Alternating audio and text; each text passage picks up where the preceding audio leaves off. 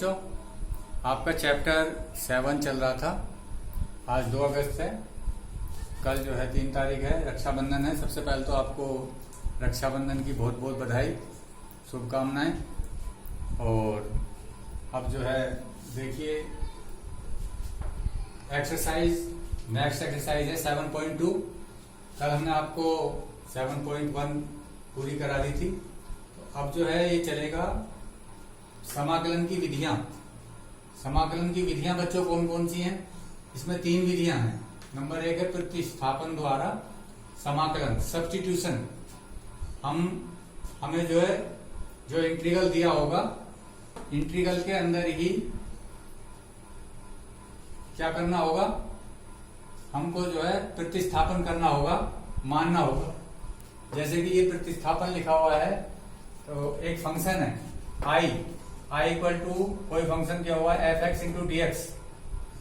अब यहां पर जो है हमको 2 मिनट के लिए सोचना पड़ेगा, वो वाला फंक्शन हमको मानना पड़ेगा x, जिसका जो है हमको अवकलज ज्ञात है, जिसका हमको डिफरेंशियल ज्ञात है। तो यहां पर हम मानेंगे x equal to G T, और तब उसका हम क्या करेंगे, यहां पर x equal to G T मान करके t के सापेक्ष अवकलन करेंगे, तो dx अपॉन dt क्या आ जाएगा, जी डैश टी। और यहां से जो है क्रॉस मल्टीप्लाई करके dx इक्वल टू आएगा जी डैश टी। तो यहां पर बच्चों dx के स्थान पर क्या रखेंगे, जी डैश टी। और जो अब चेंज हो गया फंक्शन, किस में आ गया, फंक्शन अब t में आ गया। अब t के सापेक्ष आप जो है पूरा इंटीग्रल कर देंगे। आप इसे बहुत ही अच्छी तरह से जानते हैं और अब आपको कोई दिक्कत नहीं आएगी। तो ये था प्रतिस्थापन द्वारा समाकलन, पहली विधि तो ये थी बच्चों। दूसरी विधि है आंशिक भिन्नों में वियोजन द्वारा समाकलन। ये आंशिक भिन्न आपने नहीं पढ़ी है अभी तक, पार्शियल फ्रैक्शन बोलते हैं इंग्लिश में इसको। तो पार्शियल फ्रैक्शन जो पहले कोर्स था, जो SCRT से पहले जो यहाँ पर यूपी बोर्ड का कोर्स चलता था, उसमें एक बुक होती थी अलजेब्रा की, तो उसमें आंशिक भिन्न का एक चैप्टर होता था। परंतु यहाँ पर आपको आंशिक भिन्न अलग से सिखाई जाएंगी, और आंशिक भिन्न के द्वारा हम क्या सीखेंगे, समाकलन करना। तीसरा है खंड से समाकलन, यह है इंटीग्रेशन बाय पार्ट्स। इसका फॉर्मूला आपको अलग से बताया जाएगा।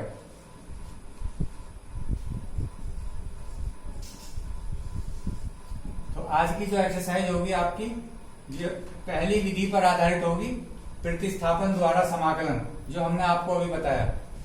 ये बहुत ज्यादा आपको अभी क्लियर नहीं हो रहा होगा, क्योंकि ये जनरल मेथड है। हम आपको कोई एग्जाम्पल लेकर के अभी बता रहे हैं, कोई क्वेश्चन ले रहे हैं आपकी एक्सरसाइज का, तो उससे आपको बहुत अच्छी तरह समझ आ जाएगा। देखिए आपकी एक्सरसाइज का क्वेश्चन नंबर 1 ही ले लेते हैं। क्वेश्चन नंबर 1, क्वेश्चन नंबर 1 आपकी एक्सरसाइज का दिया हुआ है कि प्रत्येक फलन का समाकलन कीजिए, integral of 2x upon 1 plus X square into D x. जैसे कि बच्चों हमने भी आपको बताया कि वो प्रतिस्थापन करेंगे जिसका अवकलज हमको ज्ञात है। किसका अवकलज हमको ज्ञात है? ये 2x किसका होता है, 2x किसका होता है बच्चों? हमने आपको कई बार बताया, x की पावर n के फॉर्मूले के हिसाब से x की पावर n का होता है nx की पावर n-1।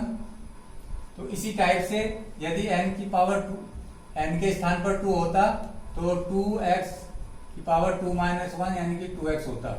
तो x स्क्वायर का 2x, और यहाँ पर आपको रखा हुआ है अवकलज इसका x स्क्वायर का।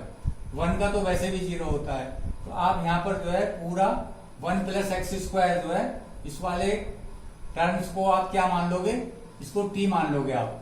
जैसे यहाँ पर हमने x माना था, x equal to G T, तो इसको आप t मान लीजिए।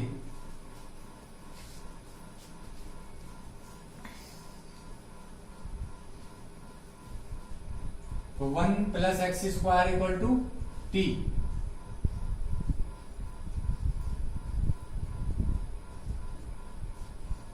अब ठीक, t के सापेक्ष अवकलन करने पर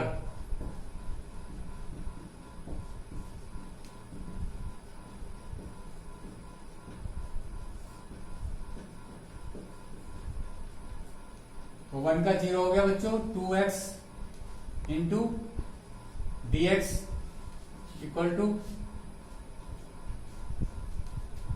डी टी। ये जो है ये dx कहां से आया बच्चों, इसे समझो। एक्स स्क्वायर का तो 2x हो गया और t का क्या हो जाएगा, 1 ही हो जाएगा।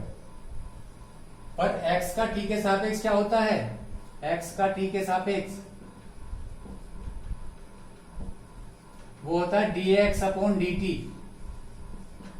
यानी कि यहां पर हमने dx अपॉन dt लिखा, परंतु तो बार बार नहीं लिखेंगे और फिर उसकी मल्टीप्लाई कर ली dt। वो किस वजह से किया है, क्योंकि यहां पर हम dx के स्थान पर क्या रखेंगे, dt की वैल्यू रखेंगे। इसे आप ध्यान से समझ लेना, ये ऐसे लिखा जाता है वैसे 2x into D X upon D T equal to 1, therefore 2x into D X equal to D T, यही वाली टर्म है। पर इसको नहीं लिखेंगे हम बार बार, हम अब सभी क्वेश्चंस में डायरेक्ट ऐसे लिखेंगे 2x into D X equal to D T. तो बच्चों यहां पर इस पर टी आ गया, इसके स्थान पर dx के स्थान पर क्या आ जाएगा, 2x इंटू डी एक्स बराबर डी टी। इस पूरे देखिए ध्यान से, 2x इंटू डी एक्स के स्थान पर, पूरे के स्थान पर क्या आ गया, dt। तो ये आ गया बच्चों 1 upon T into D T. आपको सबसे पहले दिन लिखवाया था 1 अपॉन एक्स का इंटीग्रल समाकलन क्या होता है, log mod x, log mod x के स्थान पर, x के स्थान पर t प्लस एक constant c equal to log t की वैल्यू रख दीजिए जो आपने माना है 1 plus X square plus c। तो ये बच्चों इस वाले फंक्शन का इंटीग्रल ये आएगा। और ये आपके इस इंटीग्रल वाले चैप्टर में और इस बहुत ही इंपॉर्टेंट मेथड है सब्स्टिट्यूशन मेथड। और अधिकतर क्वेश्चन इससे बहुत अच्छे ढंग से सोल्व हो जाते हैं, तो इसको बहुत अच्छी तरीके से समझ लीजिए। ये बहुत सिंपल क्वेश्चन मैंने लिया है। अभी मैं और आगे बढ़ूंगा तो और क्वेश्चन ले रहा हूं। अब मैं क्वेश्चन नंबर 3 ले रहा हूं। क्वेश्चन नंबर 3 देखिए, उसमें इंटीग्रल करना है, integral 1 upon x plus x log x into D x, 1 upon x plus x log x। अब इसमें आपको ये समस्या दिखाई दे रही है कि किसको t माने, क्योंकि किसी का भी आपको यहां पर नहीं दिखाई दे रहा कि किसी का जो है यहां पर अवकलज रखा हो। तो उसके लिए आप क्या करोगे, एक स्टेप आपको करना पड़ेगा। यहां से आप x कॉमन ले लीजिए पहले इसमें, तो क्या बच जाएगा यहां पर 1 plus log x into D x. अब आप यदि ध्यान से देखें, इसको बहुत ध्यान से देखो,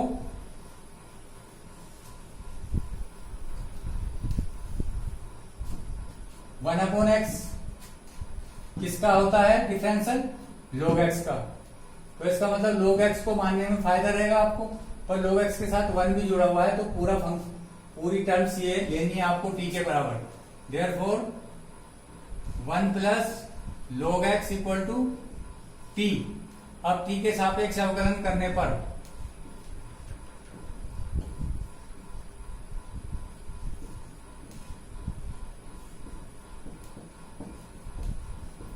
तो 1 का 0 हो गया, log x का 1 upon X into D X equal to D T. तो यहां से आप इस तरह से 1 अपॉन एक्स डी एक्स क्या हो गया, डी टी अपॉन, और ये क्या हो गया t। इंटीग्रल वही आ गई, वही चीज आ गई, 1 upon T integral D T. और 1 अपॉन टी क्या, log mod t। log mod t का मतलब log जो भी आपने t माना है, t हमने ये माना 1 प्लस log x, तो log of 1 plus log x plus c, that is the answer. ये क्वेश्चन सब्स्टिट्यूशन मेथड से आपको कराए जा रहे हैं, इनको बहुत ही ध्यान से समझने की जरूरत है। तो आगे जो है आपको कल कराए जाएंगे और क्वेश्चन। That's all.